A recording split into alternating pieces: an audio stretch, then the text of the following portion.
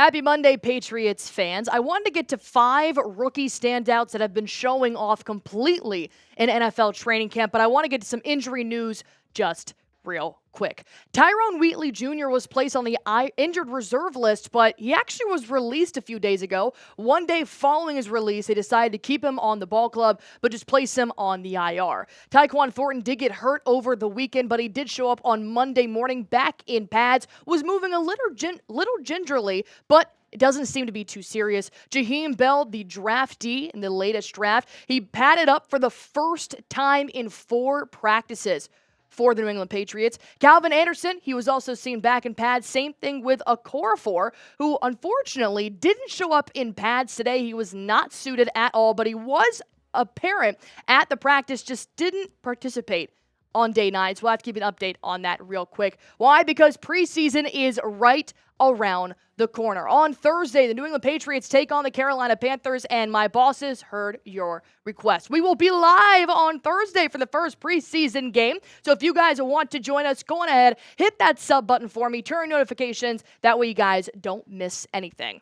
Now let's break down the 5 rookie standouts in the New England Patriots training camp over the course of 2 weeks. Still plenty of time, especially with preseason games coming up, to show off their stuff, but I wanted to give credit to these 5 guys. Of course, I have to give credit to the touchdown maker, Javon Baker, who has been proving why he can actually be a viable resource at wide receiver number 1, alongside Jalen Polk, who's also been a good 1-2 punch thrown there with Javon Baker. But here's the reason why I have loved watching Javon throughout training camp. This video was from Mike Cadlick. He posts this on Twitter. Go give him a follow. He said that we could use this video so that I could show you guys what he looks like going up against cornerback 1, Christian Gonzalez. I want you guys to look at something very specific here. I want you to look at the footwork.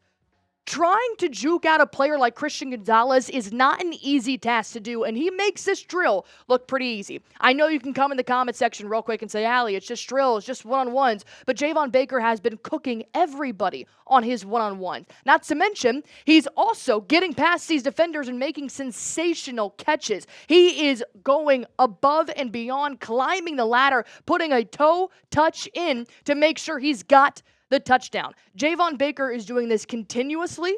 We are working on a couple of things when it comes to quick slants and easy outs, but in terms of go balls, he has been phenomenal. And I think he's making a case for himself. I don't know how they got him as a steal in the 4th round. Not to mention, the kid is huge. He's over 6 feet tall, but his wingspan, 78 inches.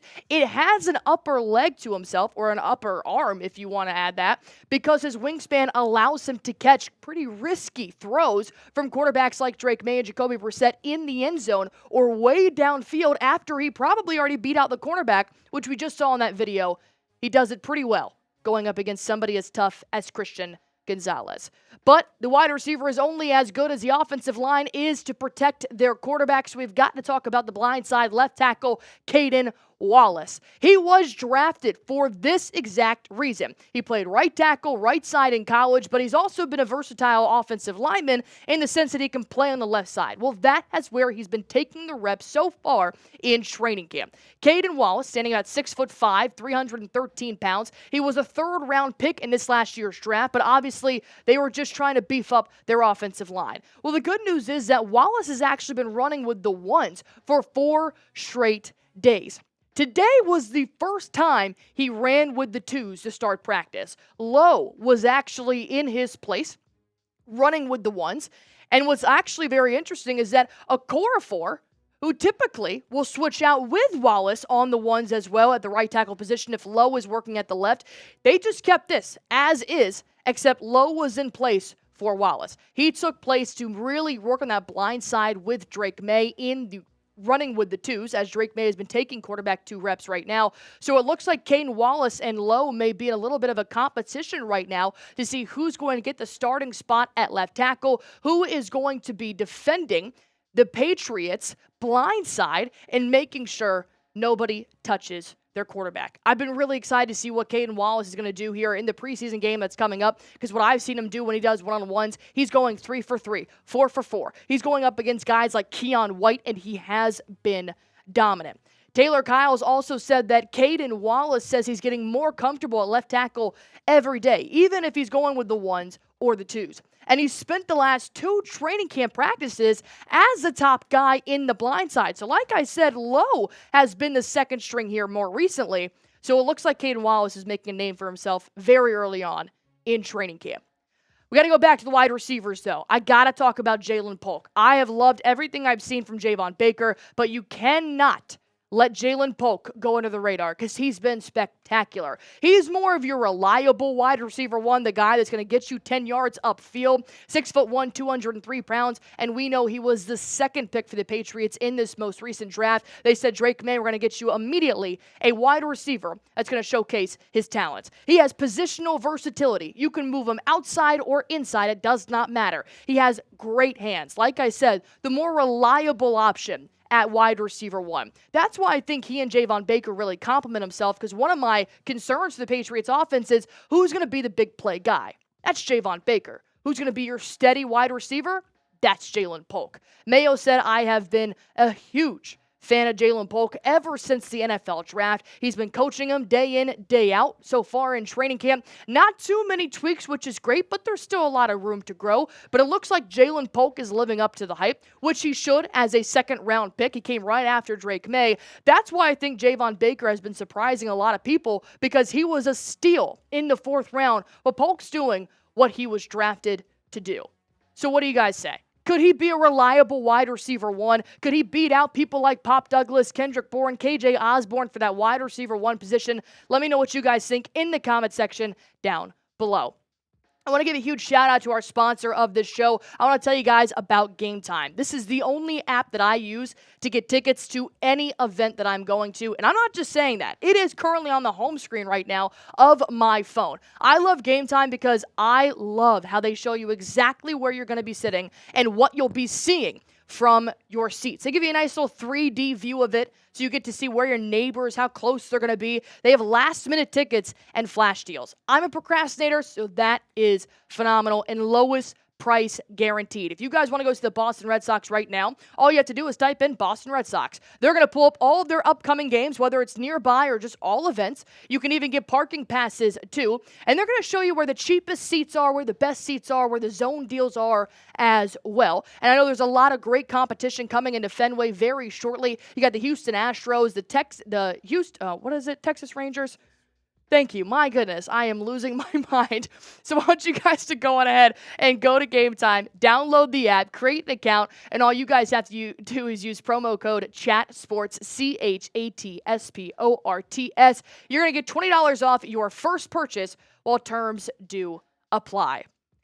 Back to the offense we go. Layden Robinson, who I do not think gets enough credit for what he's been doing so far in camp. Mainly, the right guard has been working with that second unit, so he hasn't been rolling with the starters. And that makes sense. You got Mike Onwenu, for crying out loud, at the right guard position. And if not, you're going to switch City So and put him at the right spot. So I do think I've enjoyed Layden Robinson getting second-round reps right here, but he also could be a little bit of a versatile position holder as well. So, the 4th-round pick in the 2024 NFL Draft. He's a big boy, 6'4", over 300 pounds. Mike Reese said, watch out for Layden Robinson on Thursday, going up against the Carolina Panthers, which we all know during the preseason, you're not really going to see the ones. So this is where Layden Robinson has a time to shine. He made it a little bit more special and said it's his late grandmother's birthday, so he's going to really try to show out on Thursday, going up against the Panthers defense. Not a top defense in the NFL, especially when you're running with the second unit, but I want to see how Layden Robinson does hold up